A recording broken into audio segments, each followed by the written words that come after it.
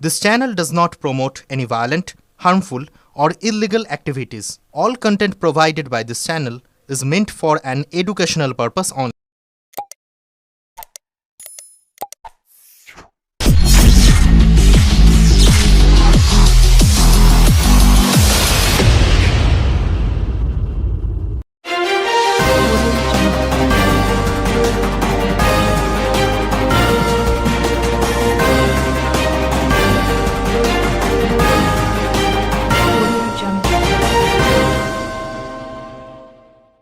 হাজার হাজার কেজি মাছ ফুরিয়ে যায় চোখের নিমেষে।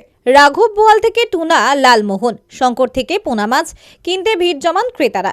নানান ধরনের মাছের সম্ভারে জমজমাট হয়ে ওঠে কেষ্টপুরের মাছের মেলা। ঘুম থেকে উঠে সেই মেলায় জমে ওঠে ক্রেতাদের ভিড়। আনুমানিক 519 বছরের পুরনো এই মাছের মেলা। পয়লা মাঘ এই মেলা হয় প্রতি বছর। রঘুনাথ দাস গোস্বামীর বাড়ি সংলগ্ন এলাকায় বসে এই মেলা। মেলায় মাছের পাশাপাশি বিভিন্ন জিনিসের পসরা সাজিয়ে বসেন দোকানিরা। জিলিপি, বাদাম, ঝুড়ি, পিরিকুলো পেতে অনেকে মনোহারি সবই পাওয়া যায় এখানে। মাছ কিনতে কেষ্টপুরের মাছের মেলায় উপচে পড়ে ক্রেতাদের ভিড়। এবার মেলায় রয়েছে 50 কেজি ওজনের শঙ্কর, 35 কেজি ওজনের কাতলা মাছ, 40 কেজির ভোলা, 5 ফুটের বাইন, বিভিন্ন ওজনের রুই আর ইলিশ, ভেটকি, বোয়াল তো আছে। নানান ধরনের কাঁকড়াও বিক্রি হয়। মেলা শুরু হয়েছিল গোবর্ধন গোস্বামীর ছেলে রঘুনাথ দাস গোস্বামী বাড়িতে ফিরে আসার খুশিতে। সেই সময় কেষ্টপুরের জমিদার ছিলেন গোবর্ধন গোস্বামী। তার ছেলে রঘুনাথ দাস সন্ন্যাস নেওয়ার কারণে সংসার ত্যাগ করেছিলেন।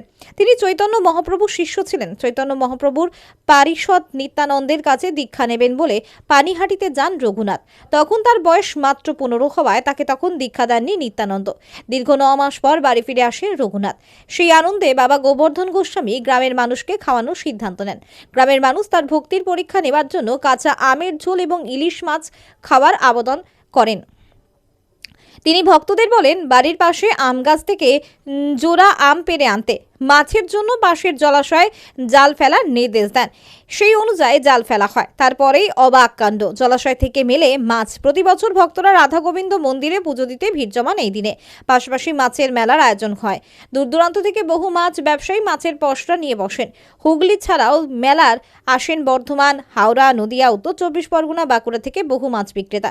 অনেকে আবার শীতের আমেজ উপভোগ করতে মেলা থেকে মাছ কিনে পাশের আমবাগানে বনভোজনের আয়োজন করেন। ব্যুরো রিপোর্ট, আমার কলকাতা নিউজ।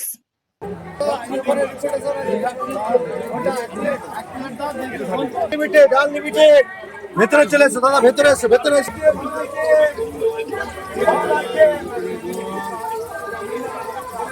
গরম গরম খালি গরম দাদা কমপ্লেন আসবে তো কোনো মাছটা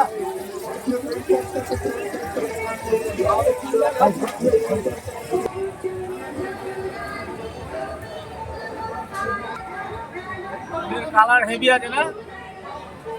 তো বাজারে এই মাছের বাজারের মধ্যে কারো কাছে এরকম তুলে নেই।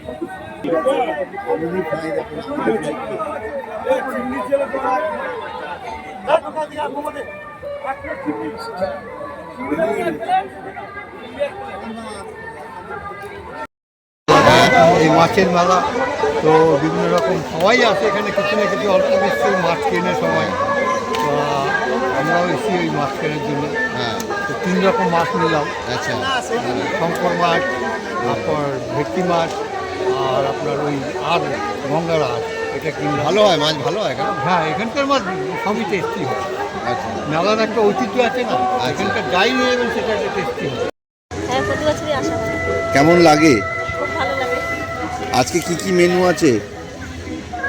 মাছের তেল, পেঁয়াজ দিয়ে ভাজা, হ্যাঁ, বেগুন ভাজা, আলু সিদ্ধ, আলু দিয়ে মাছের মাথা দিয়ে তরকারি আর মাছের ঝোল।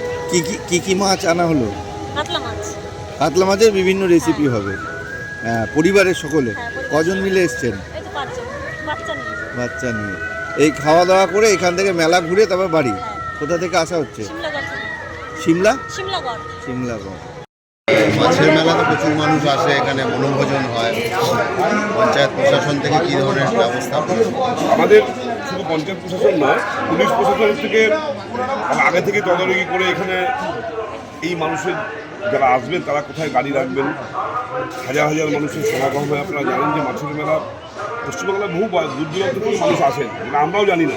তারা কীভাবে আছে পয়লা মাছ, সেখানে মাছের মেলা মানে সত্যি কথা, মাছের পিছনে গেলে দেখতে পাবেন যে কত বড় একটা মাছের মেলা হয়। আমার জ্ঞানত অবস্থা 50 কিলো ভেটকি গাড়িতে রেখে শো করা হয়তো 10 টাকার দিকে, এই মাছের মেলা আমি দেখেছি ছোটোবেলায়। এরকম প্রচুর বড় বড় মাছ আছে যেটা দেখার জন্য মানুষের ভিড় হয়, মানুষের বিক্রি হয় না সেটাকে গাড়িতে রেখে তাকে ফ্রিজ করে রাখা হয়েছে এবং মানুষ আনন্দ সহকারে দেখছে, সেটা পয়সা দিয়ে দেখছে, পয়সা দিয়ে কেনা। হ্যাঁ, সকালে বলতে আমি আজকেও দেখুন এই এখন বাজে কটা 10টা, তার মধ্যে দেখুন হাজার হাজার লোকের সমাগম হয়ে গেছে ভোরবেলা থেকে। কালকে থেকে আপনি সমস্ত আর দোকানদাররা প্রায় এক সপ্তাহ থেকে এখানে সব সাজাচ্ছে, তাদের পশলা সাজিয়ে একদিনের এই মেলাকে একটা সুন্দর পরিবেশ তৈরি করে দেয়। প্রশাসনের পক্ষ থেকে, আমাদের পঞ্চায়েতের পক্ষ থেকে এখানে একটা কাঠের ব্রিজ, অন্য একটা গ্রাম আছে সেই গ্রাম থেকে যাতে মানুষের ঘুরে না আসতে হয় তার জন্য একটা কাঠের ব্রিজ আমাদের লোকাল যারা আছেন, যারা এই পরিচালনা করেন তারা করেছে। সেটাকে আমার সেফটি দেওয়ার জন্য পুলিশ প্রশাসন সজাগ এবং সেটা নিয়ে মিটিং হয়েছে যাতে কোনো রকম অপ্রীতিকর ঘটনা কিছু না ঘটে এবং সারাদিন মানুষ আসা যাওয়াতে এবং কোনো রকম, আপনারা জানেন এখানে পিকনিক মানে একটা এই পুজোর ক্ষেত্রে পিকনিক বলছি, বহু মানুষ আসে তারা রান্না করে খায়, মাছ ভাজবে, তারা 10 জন 20 জন 15 জন একসাথে আসবে, সেখানে মাছ ভাজবে, তারা ওইখানেই খায়, রান্না করে খায়।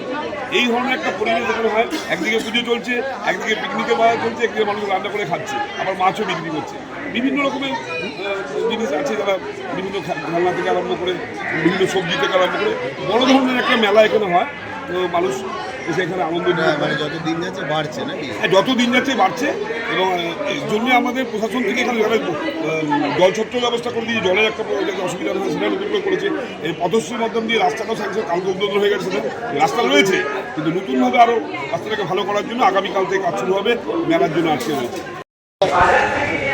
আনুমানিক 519 বছর আমরা যেভাবে ধরুন আমাদের যারা ছিলেন, মানে আমার দাদুর পর বাবা কাকারা ছিলেন, তারপর তাদের কাছ থেকে শোনা আনুমানিক 519 বছর এটা চলছে। তো এটার এই মেলাটার উৎস রঘুনাথ দাস গোস্বামী যখন বাড়ি থেকে ধর্ম করতে করতে সে বাড়িতে দীর্ঘদিন যাবৎ বাড়িতে ফেরেননি। যখন উনি অনেক চেষ্টার পর বাড়িতে ফিরেছিলেন তখন জমিদারি, ওনাদের জমিদারি ছিল হীরেন্দ্র দাস আর গোবর্ধন দাসের। সেই সময় তার বাড়িতে ফেরার আনন্দে তারা একটা বেশ গ্রামের জমিদারিতে সবাইকে নিয়ে একটা উৎসবের মতন আয়োজন করেছিলেন। সেই থেকে প্রচলিত আছে, এইটা মাছের মেলা হিসেবে চলে আসছে। অ্যাকচুয়ালি এই মেলাটা উত্তরণ মেলা, কিন্তু এখন বর্তমানে মাছের মেলাই হয়ে গেছে। মানে নানা প্রকারের মাছ এখানে, নানা প্রকার মাছ, নানা ধরনের মাছ এখানে পাওয়া যায়। বিভিন্ন অনেক দূর দূরান্ত থেকে মানুষ আসেন, মাছ কেনেন এবং এমনও আছে যে অনেক দূর থেকে মাছ এখান থেকেই কিনে নিয়ে গিয়ে তারা তাদের আত্মীয় কুটুম্ব খাওয়া দাওয়ার ব্যবস্থা করা সব করে। তো এইভাবেই মেলাটা চলছে। মানে রাধাকৃষ্ণ পুজোটা হয়, রাধাকৃষ্ণ আছে, গৌরমিতায় আছে, আর যার বাড়ি তার তো আছে। ইলিশ মাছ আর কি আমের চাটনির একটা গল্প,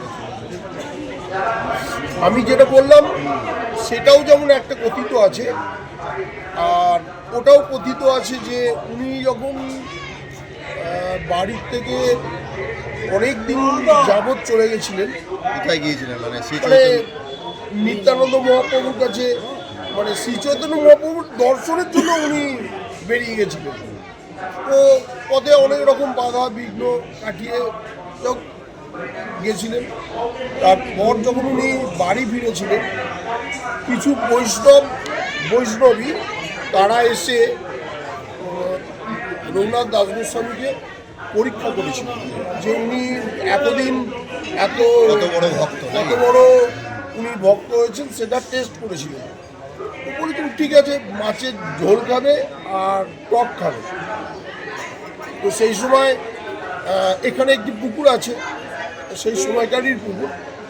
সেই সময় এই পুকুর থেকে একটি মাছ আর নদী থেকে একটি মাছ উনি তুলেছিলেন। আর এখানে একটা আম গাছ ছিল, সেই আম গাছটা এখন আর নেই। সেই আম গাছ থেকে অসময়ে আম পেড়ে টক হয়েছিল।